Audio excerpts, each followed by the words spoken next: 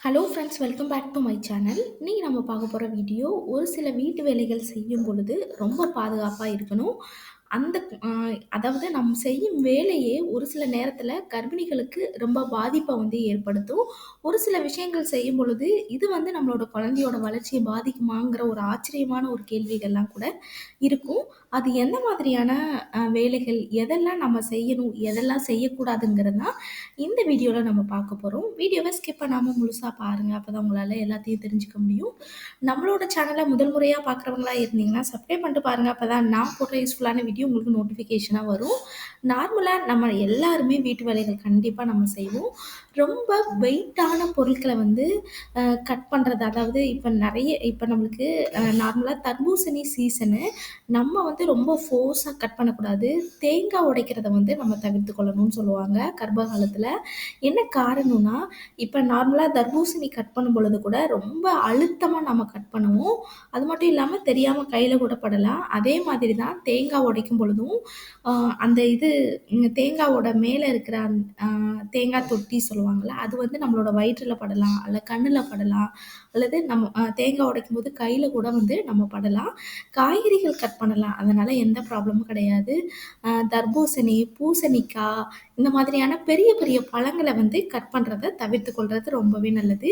எல்லா பெண்களுமே வந்து இந்த பாத்ரூம் கண்டிப்பா கிளீன் பண்ணுவோம்.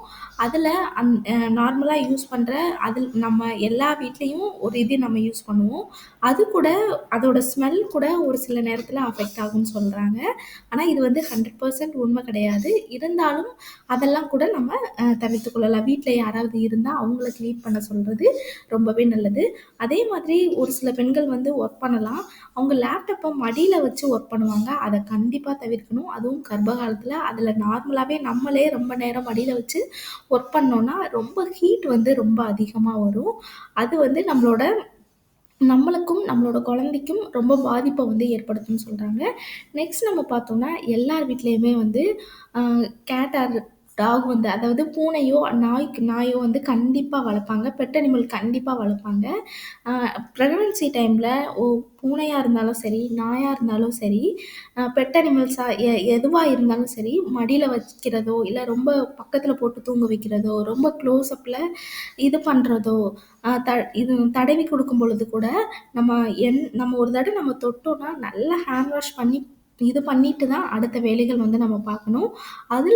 அதுல இருந்து இது கூட நம்மளையும், நம்மளோட குழந்தையும் வந்து பாதிக்கலான்னு இது ஒரு இதுலயே சொல்லியிருக்காங்க. ஸோ, கண்டிப்பா கர்ப்பிணிகள் வந்து ஏன்னா நெறைய வீட்ல வந்து கண்டிப்பா பெட் அனிமல்ஸ் வந்து வளர்க்காம இருக்கவே மாட்டாங்க.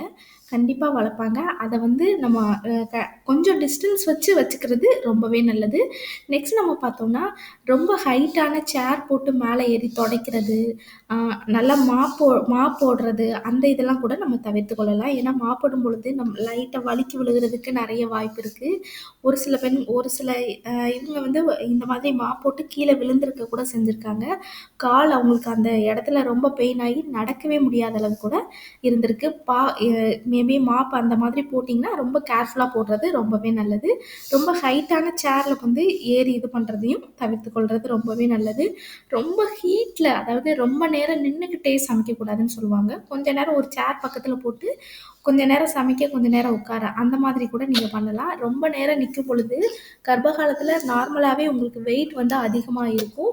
அந்த நேரத்துல குழந்தையோட வெயிட் ஆகும்பொழுது, உங்களுக்கு முதுகு வலிய வந்து ரொம்ப அதிகமா ஏற்படுத்தும்னு சொல்லுவாங்க.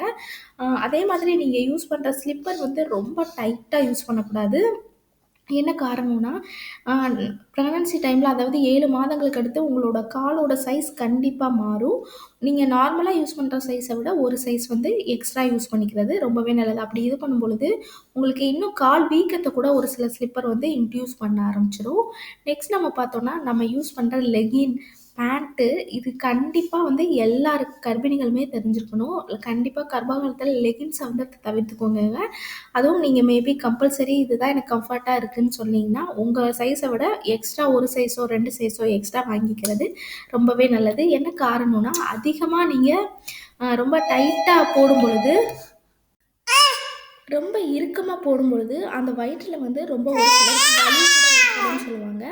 அதே மாதிரி தான் பேண்டீஸா இருக்கட்டும், ப்ராவா இருக்கட்டும், ரொம்ப இறுக்கமா போடவே கூடாது. இது கூட நம்மளோட ஒரு சிலருக்கு வந்து ரொம்ப இறுக்கமா போடும்பொழுது அவங்களுக்கு அந்த நெஞ்சு வலி கூட ஏற்படும்னு சொல்லுவாங்க. ஸோ கர்ப்ப காலத்தில இதெல்லாம் கண்டிப்பா பார்த்து ரொம்ப கேர்ஃபுல்லா போடுங்க. இந்த வீடியோ உங்களுக்கு ரொம்பவே யூஸ்ஃபுல்லா இருக்கும்னு நெனைக்கிறேன். இந்த வீடியோ புடிச்சிருந்ததுன்னா லைக் பண்ணுங்க, ஷேர் பண்ணுங்க, கமெண்ட் பண்ணுங்க. மறக்காம சப்ஸ்கிரைப் பண்ணுங்க.